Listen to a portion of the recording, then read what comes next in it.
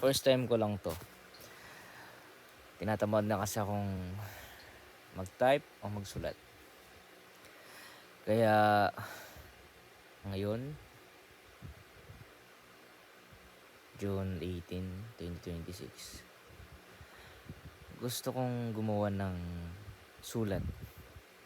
At ang pamagat ay sulat. Ang corny, no? Pero ito lang yung naglaro sa isipan ko.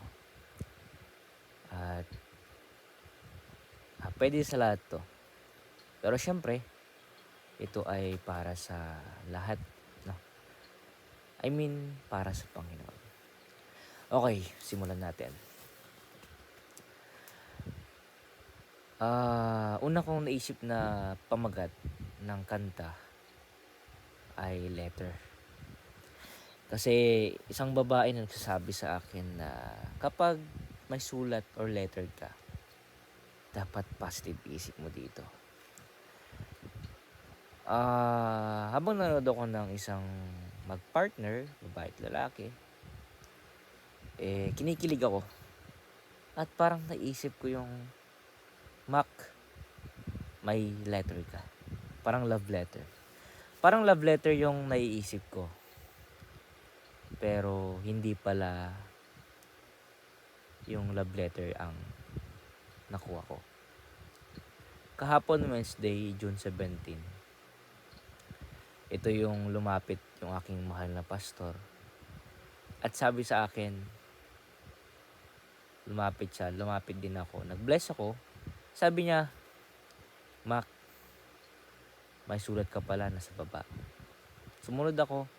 Pero gusto kong magpatuloy na at umuwi. Kapag nakuha ko yung sulat na yon, bumalik muna ako sa upuan ko. Kasi nasa second floor kami ng church. Kinuha ko yung sombrero ko, yung bag ko, yung iPad ko. Pababa na sana ako. And then, nung pagpunta ko sana sa baba, biglang sinalubong ako ng wife ng pastor ko, si Ma'am Lani. Binigay niya sa akin yung 2 sulat. At for your information, hindi yun love letter. Bigla akong kinabahan. Sumakit yung ulo ko. Ewan ko ba, kapag sulat, sumasakit yung ulo ko. Parang na-stress ako, na-out of focus ako. Nawawala ako sa sarili ko. Basta masakit yung ulo ko. Pag-abot ni Ma'am Lani sa akin nung sulat, niyakap niya ako. Pero bago niya ako yakapin, nag-bless muna ako. Pero niyakap na talaga ako. Nak, may sulat ka. Habang tinitignan ko kung sino yung nagsulat sa akin, galing post office, kinakabahan ako. Andun yung decision ko na bubuksan ko na ba dito sa church? Babasahin ko na ba dito? Or next time na lang? Sabi ko, wag na lang. Ayokong ma-stress. Dahil yung sulat na yun ay hindi love letter. Sulat na yun ng mahirap na sitwasyon sa buhay ko. Ito yung sulat ng korte. Ayoko mo nang buksan sana dahil sabi ko, meron pa akong kinakaharap na problema at hindi pa tapos. Sabi ko, hindi ko muna babasahin, tapusin ko muna yung problema ko na isa. At after nun, kung okay yung problema ko na isa, nasolusyonan na, saka ko basahin. Pero nagkaroon ako ng idea. Baka pag hindi ko to binasa, huli na ang lahat. Kaya kinabukasan, binasa ko siya.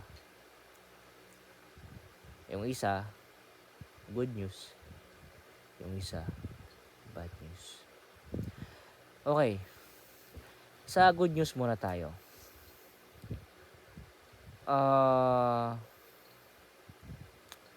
Yung good news, pagkabukas ko, Ito yung isang lending corporation na walang cheque, na ito ay civil cases. Small claims lang. At pagkabukas ko, yung judge nag-decide na kung magkano yung babayaran ko sa kanila. Ito yung good news. Ito po ay small claims or civil cases. Ang civil cases po, ito yung hindi siya criminal cases. Hindi ka makukulong o whatever. Ito ay civil cases na small claim na kailangan mong bayaran kasi nga small claim siya. So mababa yung babayaran ko na expected ko is napakamahal. Pero ito yung hindi mo na iisipin muna at ito ay good news. Diba? Parang yung pag-share ko ng gospel. May good news, may bad news. At ito ay isang kwento na pwede kong ikwento sa aking pagsusulwining. Sa buhay, okay, bago ako magsulat ng kanta, gusto ko munang i-share sa inyo yung good news, okay, ng ating buhay. Meron tayong bad news, okay. So, i-reverse ko muna. Bad news muna yung i-share ko when it comes to salvation. Okay, ikaw kapatid na nanonood, nakikinig, ito ay kailangan mong mapakinggan na ang bad news sa buhay natin, okay, hindi natin alam yung buhay. This is very temporary. Itong buhay na to ay lilipas, mamamatay tayo. At pag namatay tayo, tayo mapupunta sa impyerno. That's the reality because nasa Revelation 21:8 yan.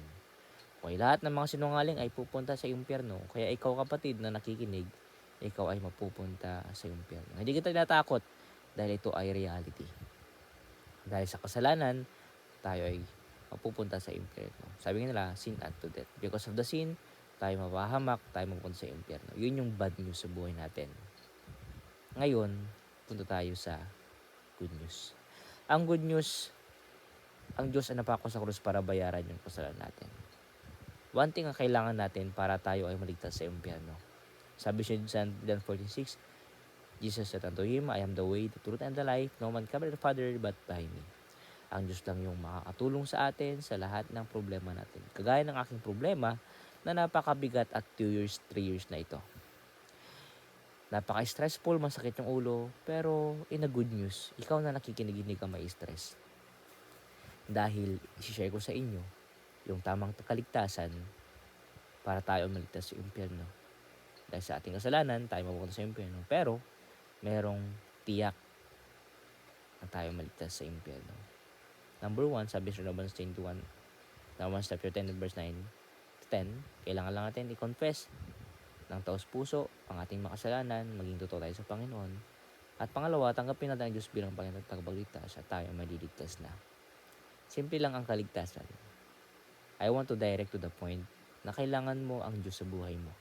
Dahil ang Diyos, sobrang bait niya, sobrang buti niya, sobrang mahabagin, sobrang mahal niya tayo. Kaya, huwag mong palapasin itong time na to habang nakikinig ka. Kailangan mo ang Diyos sa buhay mo. Sabi sa last, thou shalt be saved. Past tense, ito ay pangako ng Panginoon na kapag ikaw ay nagpakumbaba o minatawad sa Panginoon at tinanggap mo siya bilang Panginoon tagapagligtas sa iyong buhay, pinapasok mo sa buhay, ikaw ay maliligtas. Siningit ko lang ito dahil concern ako sa iyo. Hindi dahil para lang humaba yung minutes o para may mga ads ako. Hindi. Concern ako sa tayo dahil gusto kitang maligtas sa impyerno. Kung gusto mo maligtas sa impyerno, kailangan mo lang ang Diyos sa buhay mo. Ngayon, mag-pray tayo. Sundan mo ako sa prayer. Okay? Let's pray, bow your head. Panginoong Diyos, ngayon po mismo, ako ay humingi ng tawad sa aking mga kasalanan. Alam ko po na ako po ay sobrang makasalanan. Hindi ko kayang iligtas yung sarili ko sa impyerno. Ngayon mismo, Panginoon, nagpapakumbaba po ako at humingi po ako ng tawad sa aking mga kasalanan. Ngayon mismo, tinatanggap po kita bilang Panginoon Diyos ng aking buhay. Panginoon, pumasok kayo sa aking buhay, papasukin niyo po ako sa inyong karyaan. Sa time na ako po ay mamamatay. Salamat po dahil kayo po ay napako sa krus para bayaran lahat ng kasalanan ko. Panginoon, salamat po. I love you so much. In Jesus' name we pray. Amen. Ngayon kapatid, kung tinanggap mo ang Diyos bilang Panginoon tapos sa iyong buhay, dahil ito yung good news na napakinggan mo ngayon, ikaw ay ligtas na. Dahil yun yung promise ng Panginoon at sinisigurado ko kung tama yung puso't isipan na tinanggap ang Panginoon sa buhay mo, ikaw ay ligtas na. Congratulations! June 19, tinanggap mo ang Panginoon, pwede mo i-take sa buhay mo dahil tinatawag dyan na spiritual birth. At kung meron kang alam na Baptist Church dyan, maghanap ka. Pasok ka doon at para mag-grow ka in faith. Okay, balik tayo sa ating pinag-uusapan. Punta tayo ngayon sa bad or sa good news. I mean, sa bad news. Okay, ng aking letter na tanggap.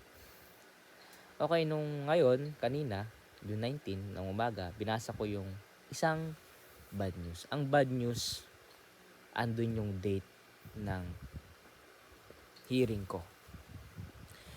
Hindi ko makalimutan, August 12 or August 11, 2026. Ito yung last hearing and 2 p.m. Ito yung time na i-defense ko yung aking sarili para madepensahan ko at hindi ako makulong. Ngayon, nung nabasa ko yun, sobrang lungkot. Ready ako na makulong. Dahil alam ko na may plano ang Diyos sa buhay ko. Masakit, mahirap, pero yun yung reality. Mahal ko ang pagdidisiplina ng Diyos sa akin. Kaya kung ano yung will ng Panginoon, ito ay susundin ko. Kung ito ay biyaya at kalooban niya. Habang binabasa ko, 3 kong ulit na binasa. Ito yung letter na masakit, pero totoo. Ang lyrics na gagawin ko ngayon is pagtutugma-tugbahin ko sa story na ito, sa vlog na ito. Unang stanza, ito yung pastor o merong pastor na bigay sa akin at isang wife niya na niyakap ako. Simbolo ng comfort or care na parang pinagpipray ako. Pangalawang or ang chorus, sige, simulan na natin ang chorus. Dahil kung walang chorus, okay, hindi mabubuo ang first stanza, second stanza, at third stanza. Ang chorus, ang letter, ang sulat ng Panginoon, ito ang salvation. Ito yung good news. Na kahit masakit, ito ay totoo. Kailangan lang natin ang Diyos sa buhay natin. Tanggapin natin siya bilang Panginoong Diyos sa buhay natin. Papasokin natin siya sa buhay natin. At tayo ay maliligtas. Ito ay Biblia. Sulat sa atin ng Panginoon. Ito ay masakit, pero ito ay totoo. Yun yung chorus. At ang second stanza, ito yung emotions na pagsabi pa lang na may sulat ka, utang na agad ang naiisip. Ito naman yung utang natin sa Panginoon na hindi natin kayang bayaran. Ang Diyos, siya ay napako sa krus para bayaran yung kasalanan natin. Kaya tayo naligtas dahil siya ay napako sa krus para bayaran yung kasalanan natin. Yun lang muna yung naisip kong first and second stanza and chorus yung aking kanta o letter na nakuha ko ngayon. Hindi ko alam kung may third verse pa. Okay? So, I'm praying. Ang naisip ko ngayon is yung third verse is yung babae na nagsabi na isipin mo ito ay love letter. Sulat ng Panginoon na totoo. Ito ay good news. Good news na ito ay pangako ng Panginoon. Ito ay galing sa pagmamahal ng Panginoon Diyos. Okay, naisip ko na. Okay. First stanza, ito yung caring and everything.